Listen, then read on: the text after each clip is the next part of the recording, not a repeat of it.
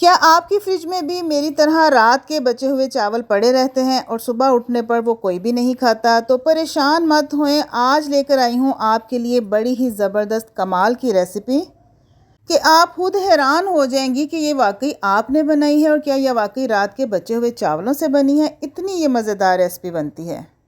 अस्सलाम वालेकुम my kitchen queen's, कैसी हैं आप सब। वेलकम है आपको किरण कुकोलॉजी में। रेसिपी अच्छी लगे तो चैनल को सब्सक्राइब कर दीजिएगा, वीडियो को लाइक और शेयर कीजिएगा। तो चलिए जल्दी से स्टार्ट करते हैं कि ये रेसिपी कैसे बनती है। सबसे पहले तो हम लेंगे रात के बचे हुए चावल।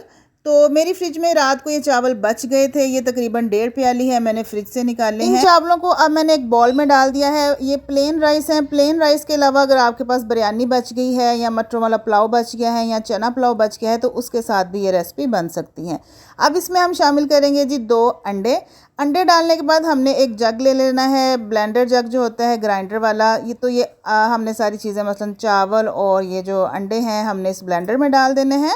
और साथ ही हम इसमें डालेंगे जी एक छोटा सा टुकड़ा अदरक का और 2 जवे लहसुन के। और साथ हम इसमें डालेंगे जी आधी प्याली पानी। पानी जो है ना, इनको ग्राइंड करने में आसानी के लिए हमने सिर्फ पानी डाला है कि ताकि ये इजीली ग्राइंड हो जाए। लेकिन आपने ज़्यादा पानी नहीं डालना कि ये बहुत ज़्यादा रनी हो जाए और पतला हो जाए। तो आप देख सकते हैं इसकी कंसिस्टेंसी ये थिक होना चाहिए, ठीक है ना। इस तरह से बिल्कुल जैसे खीर होती है या सिरेलैक होता है उससे भी ज़्यादा ये थिक। आपने बस इसको पतला नहीं करना।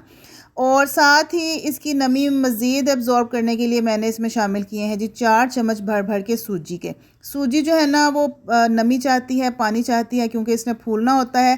तो हम इसमें सूजी डालेंगे ताकि इसके अंदर जो एक्स्ट्रा नमी है वो भी एब्जॉर्ब हो जाए। अब इसमें कुछ वेजिटेबल शामिल करेंगे। एक बिल्कुल छोटे साइज़ का प्याज, उसको मैंने चॉप कर लिया, वो शामिल करेंगे। 2 चम्मच बंद गोभी के बारीक चॉप की हुई वो शामिल करेंगे और 2 ही चम्मच शिमला मिर्च चॉप की हुई वो डाल दिए हैं। 2 ही चम्मच इसमें गाजर बारीक कटी हुई या चॉप की हुई आपने शामिल करनी है। और एक छोटे साइज़ का टमाटर, बड़े साइज़ का है तो आधा ले लीजिए, उसको भी चॉप कर लें। और 3 से 4 हरी मिर्चें, कुछ सुरख मिर्चें थी जो गुस्से में बड़ी बड़ी लाल हो गई, वो भी मैंने काट के डाल दी हैं। अब इसमें हमने मीठा सोडा डालना है 1 से 2 चुटकी, बस इससे ज़्यादा नहीं डालना, इससे बहुत सॉफ्ट हमारा ये रेसिपी बनेगी। आधा चम्मच साबुत ज़ीरा डाला है। आधा चम्मच इसमें काली मिर्च का पाउडर शामिल किया है। आधा चम्मच इसमें धनिया पाउडर डाला है और आधा चम्मच इसमें हल्दी डाली है। बहुत अच्छा कलर आएगा हल्दी के साथ। 1 चम्मच भर के चिली फ्लेक्स डाल दीजिए या अपने टेस्ट के मुताबिक। नमक शामिल नहीं किया था अभी तक तो आधा चम्मच मैंने इसमें नमक डाल दिया है। आधे से भी कम चम्मच इसमें सुरख मिर्च का पाउडर डाला है और लास्ट में ढेर सारा हरा धनिया आपने इसमें डाल देना है। अब इन सारी चीज़ों को हमने अच्छे तरीके से मिक्स कर लेना है। सारी सब्जियां इसमें जो है ना वो मिक्स हो जानी चाहिए। यहाँ तक अगर आपको मेरी रेसिपी अच्छी लगी है तो जल्दी से मेरे चैनल को सब्सक्राइब कर लीजिए, मेरी वीडियो को लाइक और शेयर कीजिए। तो यहाँ पर सारी चीज़ें मिक्स हो चुकी हैं। अब इसको रेस्ट देना लाजमी है ताकि सूजी फूले, अपना केमिकल रिएक्शन स्टार्ट करे। तो मिलते हैं 15 मिनट के बाद। तो जनाब वेलकम बैक। यहाँ पे 15 मिनट गुजर चुके हैं और सूजी ने सारे का सारा पानी एब्जॉर्ब कर लिया है। सब्जियों ने भी जो पानी छोड़ना था छोड़ दिया और सूजी ने वो सारे का सारा एब्जॉर्ब कर लिया। अब माशाल्लाह आप देखें कोई भी इसमें नमी नहीं है। अब हाथों को ग्रीस कर लीजिए या पानी से गीला कर लीजिए अपने हाथों को ताकि बैटर आपके हाथों के साथ ना चिपके। अब बारी है जी इनको शेप देने की। शेप आपकी मर्ज़ी पे डिपेंड करता है आपने इनको क्या शेप देनी है। मैं इनको राउंड शेप कटलेट दे रही हूँ, कटलेट की शेप। आप चाहें तो राउंड वो जो गोल सीख कबाब होते हैं ना, आप वो भी बना सकते हैं या फिर आप स्क्वायर शेप में बना सकते हैं, ट्रायंगल शेप में बना सकते हैं, या बच्चों को जो भी शेप पसंद हो चाहे तो छोटे छोटे से बॉल्स भी बना सकते हैं। तो आप देख सकते हैं इसकी लुक कितनी प्यारी लग रही है, इसकी बहुत ही खूबसूरत लग रहा है। एक एक वेजिटेबल इसमें नज़र आ रही है। ये इतनी कमाल की रेसिपी बनती है तो एक दफ़ा आपने ज़रूर ट्राई करना है। तो चलिए अब इसको फ्राई कर लेते हैं। फ्राई करने के लिए भी ना तो हमें अंडे की ज़रूरत है ना मैदे की ज़रूरत है, किसी भी कोटिंग की ज़रूरत नहीं है और ये बहुत थोड़े ऑयल में फ्राई हो जाता है।